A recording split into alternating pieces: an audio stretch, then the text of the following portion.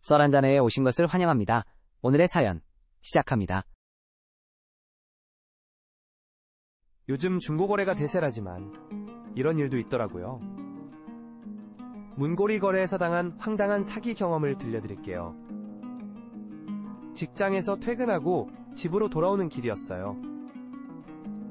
스마트폰이 자꾸 멈추고 배터리도 금방 닳아서 새 폰을 알아보고 있었죠. 그런데 가격이 만만치 않더라고요. 중고폰도 찾아보고 있었는데 당근마켓에서 눈에 확 띄는 매물을 발견했어요. 1년 전에 나온 최신형 스마트폰인데 제품 가격의 절반도 안 되는 가격이 올라와 있었어요. 판매자 프로필을 보니 거래 후기도 여러 개 있고 매너 온도도 높았죠. 혹시나 하는 마음에 채팅을 보냈더니 바로 답장이 왔어요. 판매자는 급전이 필요해서 빨리 팔고 싶다고 하더라고요.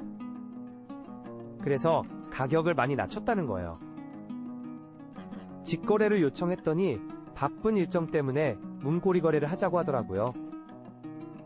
문고리 거래는 당근마켓에서 흔히 하는 거래 방식이에요. 판매자가 약속한 시간에 문고리에 물건을 걸어두면 구매자가 와서 확인하고 계좌이체 후 가져가는 방식이죠. 그날 저녁 약속한 시간에 판매자가 알려준 주소로 갔어요. 아파트 현관문 손잡이에 정말 스마트폰 케이스가 걸려 있더라고요. 케이스도 비싼 정품이고 새 것처럼 깨끗해 보였어요. 판매자와 통화를 했더니 바빠서 미리 걸어두고 갔다면서 확인하고 입금하면 된다고 하더라고요.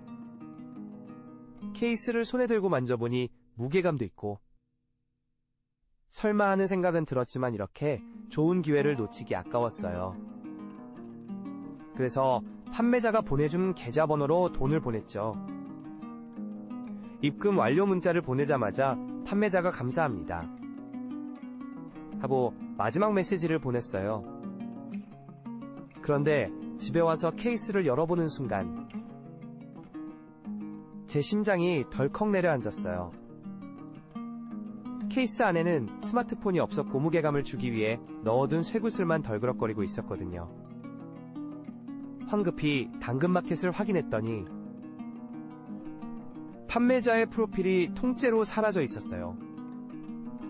채팅방도 삭제되고 거래 내역도 흔적도 없이 사라졌죠. 그제서야 깨달았어요.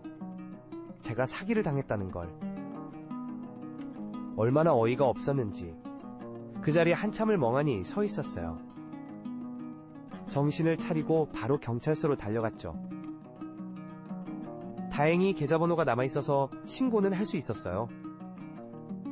경찰관님께서 말씀하시길 최근 이런 수법의 사기가 급증하고 있다고 하더라고요. 며칠 뒤 경찰서에서 연락이 왔어요.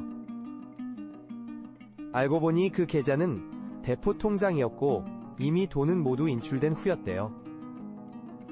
하필 그때가 월급날 직후라 통장에 돈이 좀 있었는데 한 달 생활비를 통째로 날린 거죠. 그런데 이게 끝이 아니었어요. 며칠 뒤 같은 동네 맘카페에서 비슷한 피해 사례가 잇따라 올라오기 시작했어요. 모두 같은 수법이었죠. 최신형 스마트폰을 파격적인 가격에 올리고 문고리 거래를 유도한 뒤 빈 케이스만 남기고 잠적하는 거예요. 피해자들의 글을 읽으면서 가슴이 뜨거워지더라고요. 저처럼 속은 사람이 이렇게나 많았다니.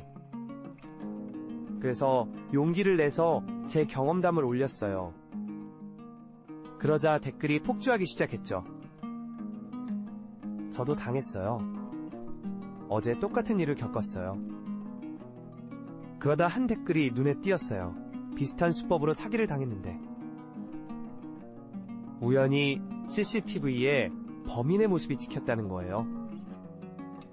경찰 수사가 진행되면서 놀라운 사실이 밝혀졌죠. 이 사기꾼은 혼자가 아니라 조직적으로 움직이는 일당이었고 전국 각지에서 같은 수법으로 수천만 원의 피해를 입힌 상태였어요. 그런데 더 충격적인 건 CCTV에 찍힌 그 사람이 바로 제가 알고 있는 CCTV에 찍힌 그 사람이 바로 제가 다니는 회사 옆 편의점 알바생이었어요. 매일 아침 커피를 사면서 마주치던 그 친절한 청년이 이런 일을 저지르고 있었다니요. 경찰 수사 결과 그 청년은 SNS에서 만난 사기 조직에 가담했다고 해요.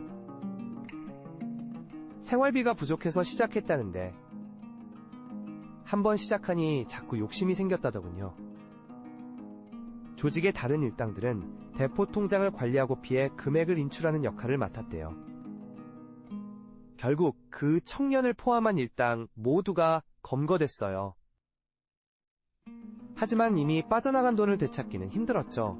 그래도 다행인 건 이 사건을 계기로 동네 주민들 사이에 경각심이 생겼다는 거예요. 맘카페에서는 안전한 중고거래를 위한 정보 공유방이 만들어졌고 수상한 거래는 서로 제보하면서 피해를 예방하게 됐어요. 저도 이제는 아무리 좋은 조건이라도 직거래가 안 되면 절대 거래하지 않아요. 특히 문고리 거래는 말할 것도 없죠. 얼마 전에는 그 편의점에 새로운 알바생이 왔더라고요. 커피를 건네받으며 잠깐 망설였지만 이제는 웃으면서 인사할 수 있게 됐어요. 그 청년을 미워하기보다는 저처럼 욕심에 눈이 멀어 실수할 뻔한 순간들을 돌아보게 됐거든요. 지금도 가끔 그때 일이 떠오르면 쓴웃음이 나요. 하지만 그만큼 값진 교훈을 얻었다고 생각해요. 세상에 공짜는 없다는 걸 너무 좋은 조건은 의심해봐야 한다는 걸 말이에요. 그리고 무엇보다 나의 작은 욕심이 누군가에게는 큰 상처가 될 수 있다는 걸 깨달았죠. 여러분은 어떠셨나요? 비슷한 사연이 있다면 댓글로 함께 나눠주세요.